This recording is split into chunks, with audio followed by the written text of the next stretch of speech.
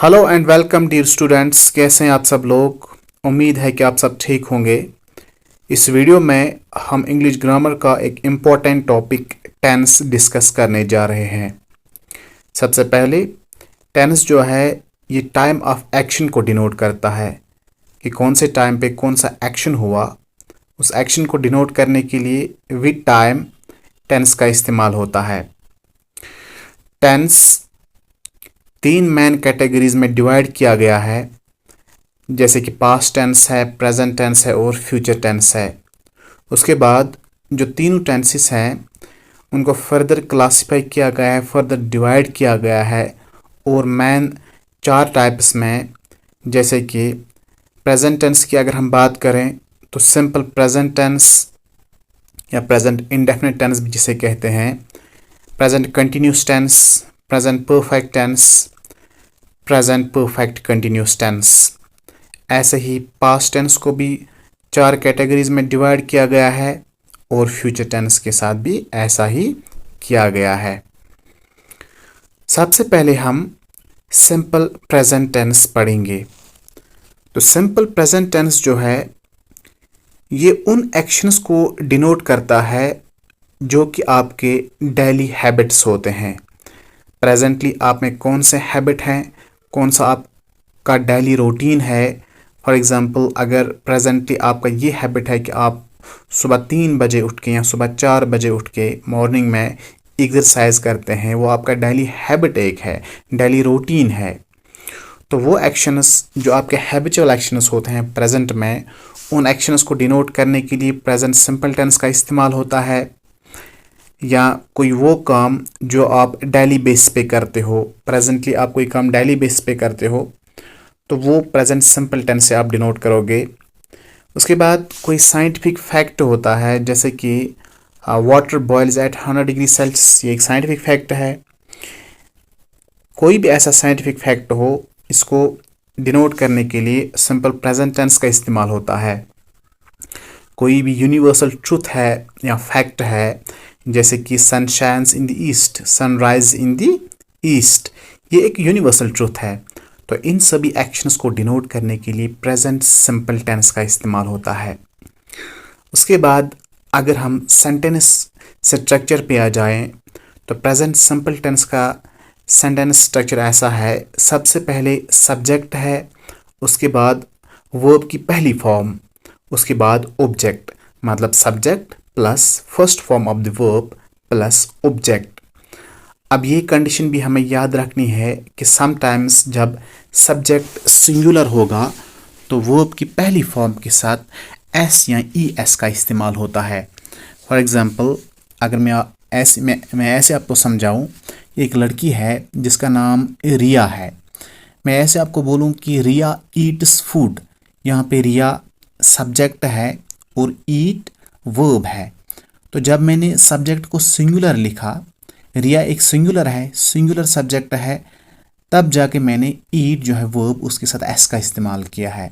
मतलब जब भी सब्जेक्ट सिंगुलर होगा तो वर्ब की पहली फॉर्म के साथ एस का इस्तेमाल या ई एस का इस्तेमाल होगा। ऐसे ही दूसरी एग्जांपल अगर मैं आपको बोलूं कि चिल्ड्रन ईट फूड, कि बच्चे खाना खाते हैं, तो यहाँ पे चिल्ड्रन जो है वो बहुत सारे बच्चे हैं, मतलब सब्जेक्ट प्लूरल है।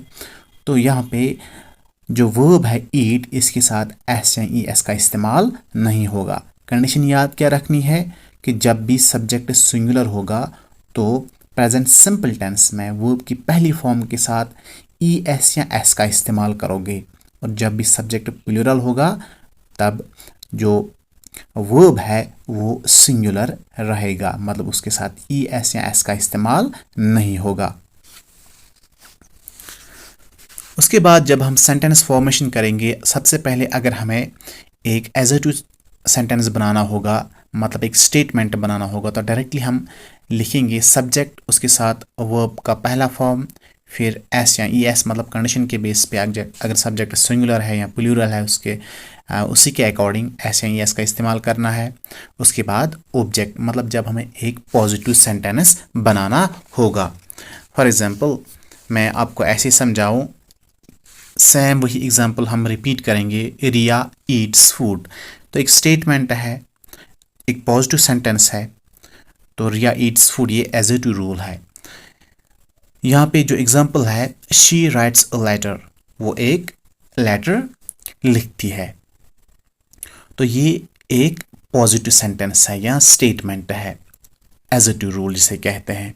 उसके बाद अगर हमें इसी सेंटेंस को नेगेटिव सेंटेंस बनाना होगा, मतलब नेगेटिव सेंटेंस वो सेंटेंस होता है जिसमें नॉट का इस्तेमाल होता है, मतलब किसी भी बात में जब इनकार हो तो वो नेगेटिव ही होती है। फॉर एग्जांपल अगर आप ऐसा बोलोगे कि पहले आप बोलोगे कि आई प्ले क्रिकेट, उसके बाद बोलोगे कि आई डोंट प्ले क्रिकेट, मैं क्रिकेट नहीं खेलता, मैं खाना नहीं खाता, ठीक है ना, मैं स्कूल नहीं जाता, मैं रिलेटिव्स के घर नहीं जाता, तो नहीं नहीं जिसमें भी इग्नोरेंस है, जिस भी सेंटेंस में नॉट है, वो एक नेगेटिव सेंटेंस है। तो जब भी हमें अब किसी भी पॉजिटिव सेंटेंस को नेगेटिव सेंटेंस में चेंज करना होगा तो वहाँ पे सब्जेक्ट के साथ डू नॉट या डज नॉट का इस्तेमाल करेंगे। उसके बाद बाकी जो सेंटेंस स्ट्रक्चर है वो हम सेम लिखेंगे। For example she does not write a letter. अगर अब हमें इंटरोगेटिव रूल यहाँ पे अप्लाई करना होगा, मतलब इसी सेंटेंस का हमें इंटरोगेटिव सेंटेंस बनाना है। आपको पता है कि इंटरोगेटिव सेंटेंस वो सेंटेंस होते हैं जो इस्तेमाल किए जाते हैं क्वेश्चन पूछने के लिए सिंपली। तो अगर अब हमें ये पूछना होगा कि पहला सेंटेंस क्या था, शी राइट्स अ लेटर, कि वो एक लेटर लिखती है, उसके बाद हमने इसका नेगेटिव बनाया she does not write a letter. उसके बाद हमें अब इसका इंटरोगेटिव बनाना है, does she write a letter, क्या वो एक लेटर लिखती है, ठीक है ना। तो ऐसे हमें सेंटेंस को चेंज करना होता है नेगेटिव में और इंटरोगेटिव में। उसके बाद हमें कुछ चीज़ें और याद रखनी है प्रेजेंट सिंपल टेंस के बारे में, वो ये कि जब भी हमें नेगेटिव या इंटरोगेटिव सेंटेंस बनाना होगा वहाँ पे हमें डू या डज का इस्तेमाल करना होता है। डज का इस्तेमाल हम हमेशा थर्ड पर्सन सिंगुलर के साथ करते हैं। फॉर एग्जांपल शी यहाँ पे थर्ड पर्सन सिंगुलर है, तो हमने इंटरोगेटिव सेंटेंस बनाने के लिए डज का इस्तेमाल किया। Does she write a letter, मतलब थर्ड पर्सन सिंगुलर के साथ डज का इस्तेमाल हुआ, ठीक। उसके बाद डू का इस्तेमाल हम हमेशा एक तो थर्ड पर्सन प्लूरल के साथ करते हैं, उसके बाद फर्स्ट पर्सन और सेकंड पर्सन के साथ करते हैं। जैसे कि हम I do not eat food, I don't play cricket, I do not play cricket, I do not write a letter। तो यहाँ पे I फर्स्ट पर्सन है तो मैंने do का इस्तेमाल किया एक नेगेटिव सेंटेंस बनाने में। ऐसे ही you don't play cricket, you क्या है, सेकंड पर्सन है, तो मैंने क्या बोला, you don't play cricket, आप क्रिकेट नहीं खेलते। तो यहाँ पे नेगेटिव सेंटेंस बनाया मैंने, और नेगेटिव सेंटेंस बनाने के लिए मैंने डू का इस्तेमाल किया।